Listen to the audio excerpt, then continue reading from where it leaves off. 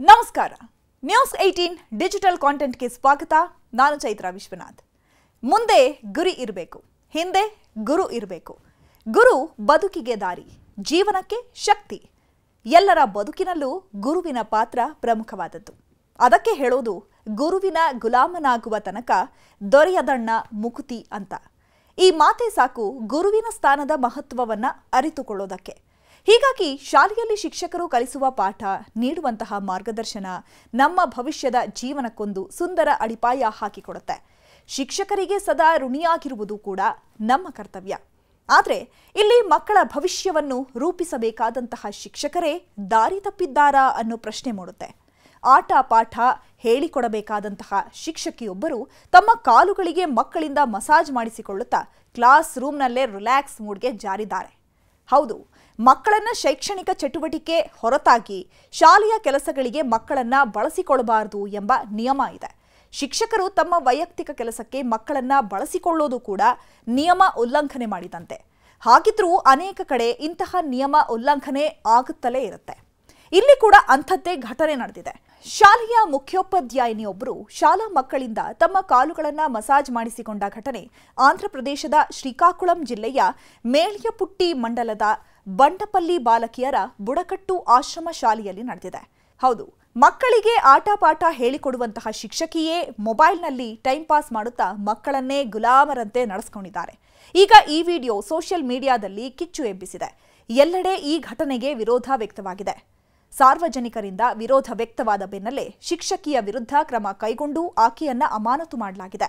ಇನ್ನು ವೈರಲ್ ಆದ ವಿಡಿಯೋದಲ್ಲಿ ಮುಖ್ಯೋಪಾಧ್ಯಾಯಿನಿಯು ಆರಾಮಾಗಿ ಕೂತ್ಕೊಂಡು ಯಾರೊಂದಿಗೋ ಫೋನ್ನಲ್ಲಿ ಮಾತನಾಡ್ತಾ ಇದ್ದಾರೆ. ಶಿಕ್ಷಕಿಯ ಕಾಲಿನ ಬಳಿ ಇಬ್ಬರು ವಿದ್ಯಾರ್ಥಿಗಳು ಕೂತ್ಕೊಂಡಿದ್ದಾರೆ. ಶಿಕ್ಷಕಿಯ ಪಾದ ಮೊಣಕಾಲುಗಳನ್ನ ಒತ್ತಿ ಮಸಾಜ್ ಮಾಡ್ತಾ ಇದ್ದಾರೆ. ಇದನ್ನು ಶಾಲೆಯ ಸಿಬ್ಬಂದಿ ಒಬ್ಬರು ತನ್ನ ಮೊಬೈಲ್ನಲ್ಲಿ ವಿಡಿಯೋ ಮಾಡ್ಕೊಂಡಿದ್ದಾರೆ. ಈ ವಿಡಿಯೋ ಸಾಮಾಜಿಕ ಜಾಲತಾಣದಲ್ಲಿ ವೈರಲ್ ಆಗ್ತಿದ್ದಂತೆ ವ್ಯಾಪಕ ವಿರೋಧ ಕೂಡ ವ್ಯಕ್ತವಾಗಿದೆ. ಸಾಮಾಜಿಕ ಜಾಲತಾಣದಲ್ಲಿ ಆಂಧ್ರಪ್ರದೇಶದ ಸರ್ಕಾರಕ್ಕೆ ಟ್ಯಾಗ್ ಮಾಡಿ ಅನೇಕರು ಈ ವಿಡಿಯೋವನ್ನ ಶೇರ್ ಮಾಡ್ಕೊಳ್ತಾ ಇದ್ದಾರೆ. ಇದರ ಬೆನ್ನಲ್ಲೇ ಶಿಕ್ಷಣ ಅಧಿಕಾರಿಗಳು ಶಿಕ್ಷಕಿಯ ವಿರುದ್ಧ ಕ್ರಮವನ್ನ ಕೈಗೊಳ್ಳೋದಕ್ಕೆ ನೋಟಿಸ್ ಅನ್ನ ಕೂಡ ಕೊಟ್ಟಿದ್ದಾರೆ. ಮೇಲಾಧಿಕಾರಿಗಳ ಹಾಗೂ ಸರ್ಕಾರದ ಆದೇಶದ ಮೇರೆಗೆ ಸೀತಾಂಪೇಟದ ಸಮಗ್ರ ಬುಡಕಟ್ಟು ಅಭಿವೃದ್ಧಿ ಸಂಸ್ಥೆಯ ಯೋಜನಾ ಅಧಿಕಾರಿಯಾದ ಸ್ವಪ್ನಿಲ್ ಜಗನ್ನಾಥ್ ಅವರು ತಕ್ಷಣವೇ ಘಟನೆ ಬಗ್ಗೆ ತನಿಖೆ ನಡೆಸುವಂತೆ ಆದೇಶಿಸಿದ್ದಾರೆ. ಅದರ ಜೊತೆಗೆ ಶಿಕ್ಷಕಿಗೆ ಶೋಕಾಸ್ ನೋಟಿಸ್ ಜಾರಿಗೊಳಿಸಿದ್ದಾರೆ.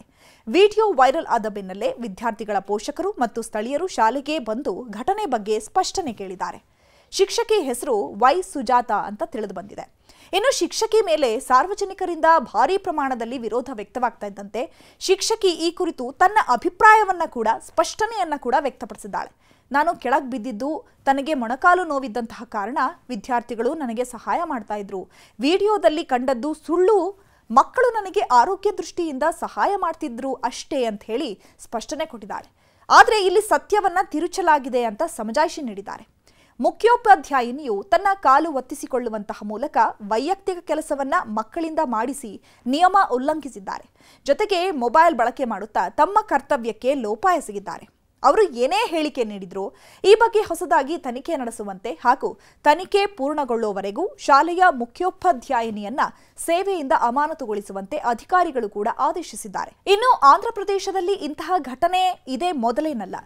ಇದೇ ವರ್ಷ ಫೆಬ್ರವರಿಯಲ್ಲಿ ಪೂರ್ವ ಗೋದಾವರಿ ಜಿಲ್ಲೆಯ ರಂಗಂಪೇಟೆ ಮಂಡಲದ ವೆಂಕಟಪುರಂ ಗ್ರಾಮದ ಸರ್ಕಾರಿ ಶಾಲೆಯೊಂದರಲ್ಲಿ ಶಿಕ್ಷಕರೊಬ್ಬರು ವಿದ್ಯಾರ್ಥಿಗಳಿಂದ ತಮ್ಮ ಕಾರನ್ನು ತೊಳೆಸಿ ವೈಯಕ್ತಿಕ ಕೆಲಸಗಳನ್ನು ಮಾಡಿಸ್ತಾ ಇದ್ದಂತಹ ವಿಡಿಯೋ ಕೂಡ ವೈರಲ್ ಆಗಿತ್ತು. ಆ ಘಟನೆಯಲ್ಲೂ ಶಿಕ್ಷಕರನ್ನ ಅಮಾನತುಗೊಳಿಸಲಾಗಿತ್ತು. ಶಿಕ್ಷಣ ಇಲಾಖೆಯ ಪ್ರಕಾರ ವಿದ್ಯಾರ್ಥಿಗಳಿಗೆ ಇಂತಹ ವೈಯಕ್ತಿಕ ಕೆಲಸಗಳನ್ನು ನೀಡೋದು ಶಿಕ್ಷಣ ಹಕ್ಕು ಕಾಯ್ದೆಯ ನಿಯಮಗಳ ಸ್ಪಷ್ಟ ಉಲ್ಲಂಘನೆಯಾಗಿದೆ. ಈ ಘಟನೆಯು ಶಿಕ್ಷಣ ಕ್ಷೇತ್ರದಲ್ಲಿ ಶಿಕ್ಷಕರ ನೈತಿಕ ಜವಾಬ್ದಾರಿಯ ಬಗ್ಗೆ ಮತ್ತೊಮ್ಮೆ ಚರ್ಚೆಯನ್ನ ಹುಟ್ಟುಹಾಕಿದೆ. ಒಟ್ಟಾರೆಯಾಗಿ ಕತ್ತಲೆಯಿಂದ ಬೆಳಕಿನೆಡೆಗೆ, ಅಜ್ಞಾನದಿಂದ ಜ್ಞಾನದೆಡೆಗೆ ನಮ್ಮನ್ನ ಕರೆದೊಯ್ಯುವ ದಿವ್ಯ ಶಕ್ತಿಯೇ ಗುರು. ಶಾಲೆಯಲ್ಲಿ ಶಿಕ್ಷಕ ಶಿಕ್ಷಕಿಯರು ಕಲಿಸುವ ಪಾಠ, ನೀಡುವ ಮಾರ್ಗದರ್ಶನ, ತೋರುವ ಜ್ಞಾನದ ಬೆಳಕು ಎಲ್ಲರ ಬದುಕಿಗೊಂದು ಭದ್ರ ಬುನಾದಿ ಹಾಕಿಕೊಡುತ್ತೆ. ಸಾಧನೆಯ ಹಾದಿಯನ್ನ ತೆರೆಯುತ್ತೆ. ಬರೀ ಅಷ್ಟೇ ಅಲ್ಲದೆ ಉತ್ತಮ ಭವಿಷ್ಯವನ್ನೂ ರೂಪಿಸುತ್ತೆ. ಜೀವನದ ಶಿಸ್ತು, ಜ್ಞಾನದ ಹಸಿವು ಆರಂಭವಾಗೋದೇ ಶಿಕ್ಷಕರ ಒಡನಾಟದಿಂದಲೇ ಅನ್ನಬಹುದು. ಇಂತಹ ಭವ್ಯ ಗುರು ಪರಂಪರೆಯ ಅರಿವು ಇಲ್ಲದೆ ಇರುವ ಕೆಲ ಶಿಕ್ಷಕರು ಇಂಥ ಅಪಖ್ಯಾತಿಯಿಂದ ಶಿಕ್ಷಕ ವೃಂದಕ್ಕೆ ಕಪ್ಪು ಚುಕ್ಕೆ ಆಗಿದ್ದಾರೆ ಅಂದ್ರೆ ತಪ್ಪಾಗಲಾರದು. ನಿರ್ಭೀತ, ನಿಷ್ಪಕ್ಷಪಾತ, ವಿಶ್ವಾಸಾರ್ಹ ಸುದ್ದಿಗಳಿಗೆ ಮತ್ತೊಂದು ಹೆಸರಾಗಿರುವ ನ್ಯೂಸ್ 18 ಕನ್ನಡ ಈಗ ಆಪ್ನಲ್ಲೂ ಲಭ್ಯವಿದೆ.